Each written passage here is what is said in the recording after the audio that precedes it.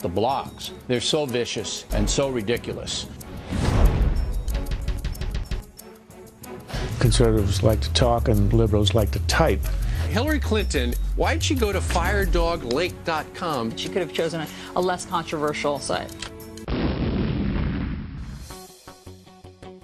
Is this sort of the start of a witch hunt, sort of almost vigilante? Radical internet assassins. McCarthyism watching these people. Media Matters targets conservative guys. There is a witch hunt on. The power and influence of the left-wing blogosphere is alarming even some liberal journalists. Quote, the smart stuff is being drowned out by a fierce, bullying, often witless tone of intolerance that has overtaken the left-wing sector of the blogosphere.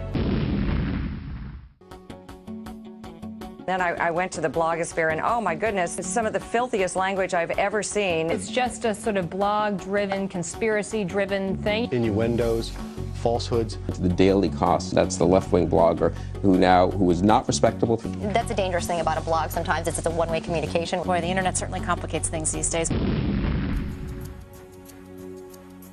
Extremists like Move On are actually blackmailing the Democratic presidential candidates. You know, Obama did not want to cut off funding for the troops. He got savaged by the left-wing bloggers. It just seems that the left are never held accountable.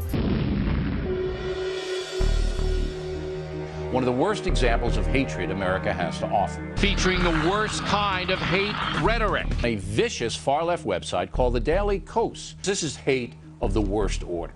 It's like the Ku Klux Klan. It's like the Nazi Party. One major corporation has stepped up as a sponsor. That company is JetBlue. Does JetBlue subscribe to that kind of thinking? It is beyond belief that a company like JetBlue would sponsor hate mongers like the Daily Kos.